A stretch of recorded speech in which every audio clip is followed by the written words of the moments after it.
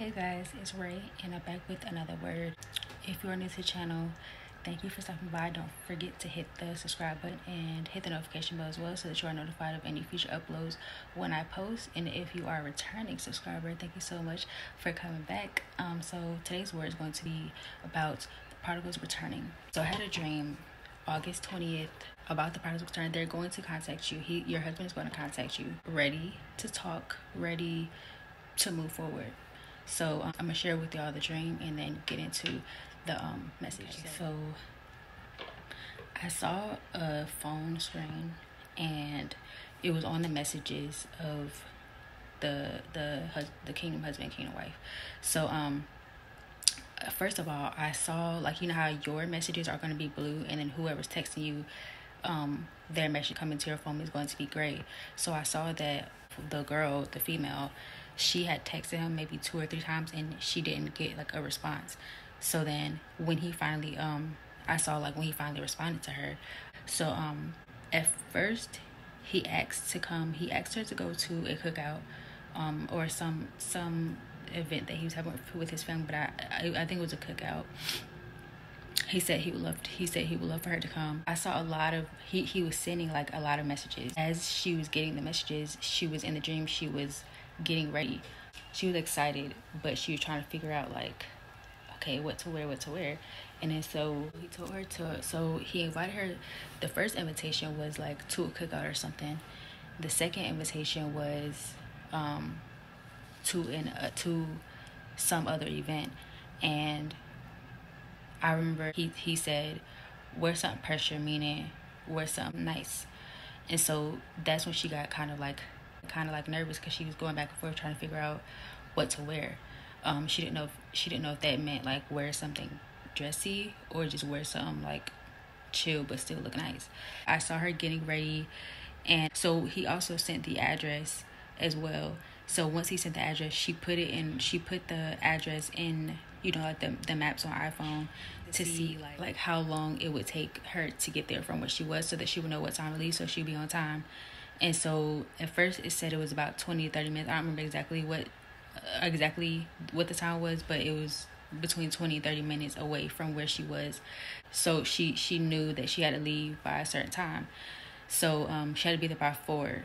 She's still getting ready, and then I see her look at the clock. It went to the clock in her dream and it said it was 3 something. I don't remember exactly what the minutes were, but it was 3.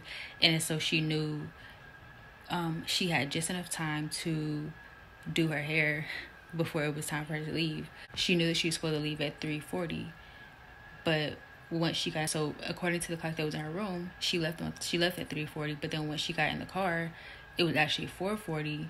So then she was kind of late. So then once she put the destination in the navigator or whatever, initially, like I said, it was 20 to 30 minutes away.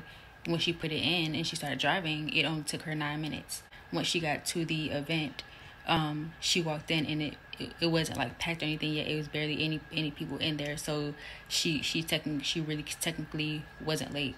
So once she's there, she realized that she left her phone due to her rushing and everything. She left her phone on her bed. So once she was there, she really had no way of contacting the spouse. Once she was there, she just had to wait for him to, I guess, show up, or wait for them to run into each other. She was sitting at a table and there's other men around her, other boys, other men around her, and they're just standing around watching her. Some of them are coming up to her as she's sitting there, you know, trying to converse with her, and she wasn't really responding. So then they were giving leave, and it was a group of 3 or 4. They were trying to get her attention, and she looked over there and she shook her head and she just looked back. She looked away, still waiting for her spouse to walk in. So it was a situation that once her spouse walked in, it was a situation that they knew him. They knew her spouse. They either were friends of the spouse or they knew of them, their relationship. But when he wasn't there, they were still trying to like get at her. So one of them came up to her and he asked her like why she shook her head. He tried to act like he was only trying to ask her, does she remember him or does she know him or something like that. And then she's like, oh, I thought you were trying to talk to me, like I thought you were trying to like shoot your shot. And then but when he sat in front of her, he had on this I don't know, it was like covering his face. Like, you know how you have on a big coat, you zip it all the way up, and then you can also button it across your face. Then it's kind of only showing like right here. That's how it was when he came up to her. And then once he buttoned it and took everything off his face, she was like, oh, okay, or whatever. She recognized him. But so then it went to, she was leaving out, and then once she got back home, her phone was still on the bed, and I saw the screen of her phone. I saw the messages. He sent a whole bunch of messages. So at this point, I guess he was still texting her like when she was at the event. And like I said earlier, she left her phone, so she had to just wait for them to see each other. While he was looking for her and he was texting her, and you know, she wasn't responding. And so I saw he sent 2 really long paragraphs, and I couldn't read them. But so the only thing that I saw before I woke up of those paragraphs was he said something like, "Are we doing this or not?" Like he said, yeah, something like that. Like, "Are we doing this or not?" And so after that I woke up. So the first message is, don't press them. Don't try to make them talk to you. Don't try to force anything. Don't try to force them to respond to you. Don't try to force them to talk to you. I'm not saying you can't reach out to them. It's okay to reach out to them, but don't try to reach out to him in the manner where you're trying to initiate you guys coming back together, because they're supposed to do that. Okay? So, and they will. So when the Lord releases them to contact you, and when it is time for you all to come back together, he will contact you, and he will be ready. He'll be ready to speak. He'll be ready to say what he needs to say. Secondly, they're gonna come in with some type of invitation off. In the dream, he sent her, at first it was like a cookout. Obviously it will be different for each person's situation. So because the first one he sent her, it was his house, it was his home, and he was inviting her to a cookout like with his family and things. And then the other invitation, it was some event that he invited her to. So expect expect them to invite you somewhere. It could be on a date, it could be anything, but just expect them to invite you somewhere. Be prepared. Make sure that you have nice clothes. Make sure that you are prepared. Make sure that you look good. Oh, so when she was trying to get ready, she was, like I said, she was trying to make sure she had time to do her hair. She was trying to figure out her outfits. Lashes were not, like, her lashes were not done. I mean, she had lashes on, but they weren't, like, you know how you get fill-ins, like your lashes filled in every week or 2 weeks or whenever. Like, so she was like, dang, I need my lashes done. Like, so just make sure you're prepared. Make sure that you have outfits to wear. It's going to depend on what type of event he's going to invite you to. Like a cookout, you kind of wouldn't dress up too much. Like, I don't think you would dress up too much to go to a cookout, whereas if it's a date, then you might want to dress up. So just make sure that you have your wardrobe is kind of diverse, where you look nice and you look presentable, so that with whatever the invitation may be, you're prepared either way. As well as your hair, make sure your hair done, or you know, like you know what you would want to do to your hair. Keeping up with your nails, your lashes, if you get your lashes done, whatever, just your presentation in general, because you don't know. Like, I didn't get no dates, obviously. I didn't get any dates or anything like that, but this is just a message for you guys to start preparing and make sure that you are prepared when it comes in. Because like I said, he just hit her up out the blue.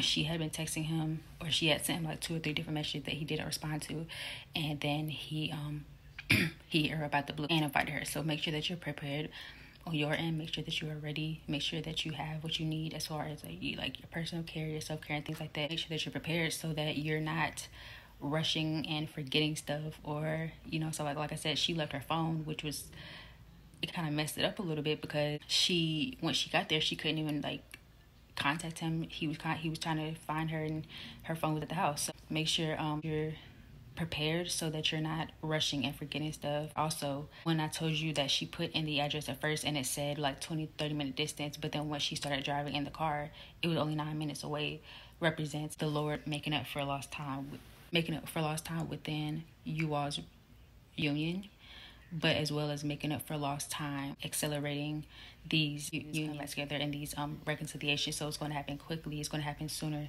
than you're expecting, sooner than you think. So which is why it's important to be prepared. And once she was there, and there were all these other people surrounding her as she was waiting, right before these people were still pursuing her, right as the spouse was about to walk in. So you still may experience people, counterfeits, pursuing you even as you're literally walking into your reconciliation, or even after, some cases, even after you are reconciled.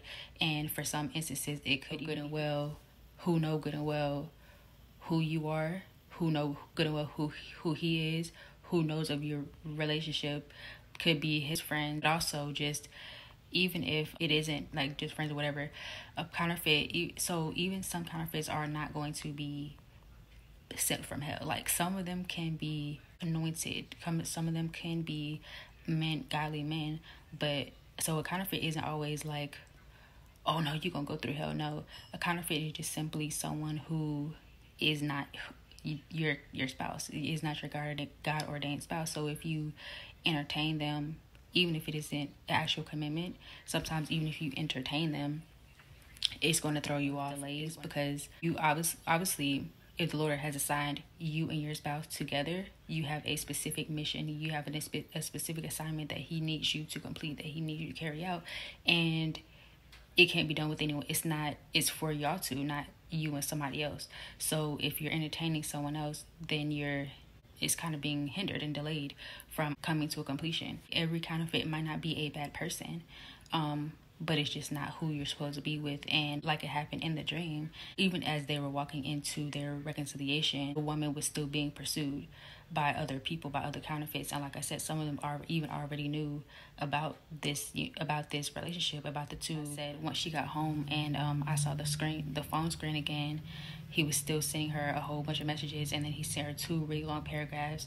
And like I said, the only thing I could see was him saying, like, are we doing this or not? Like, he was ready to go. Like, he was really ready. Of course, make sure to take this word before the Lord, because it's not going to obviously be for everybody in this particular season. So he will confirm to you when your season is for your reconciliation. And in some instances, it won't be like the first time that you guys speak again may not be your final reconciliation. So what I mean is, they could come in and communicate and spend time with you, but it's the next time that they come in, it'll be time. So it'll be final, like it'll be the final reconciliation. So that's what I'm saying, like, take this to the Lord, make sure that this is your season for you all coming together for good, and or just them contacting you, either way.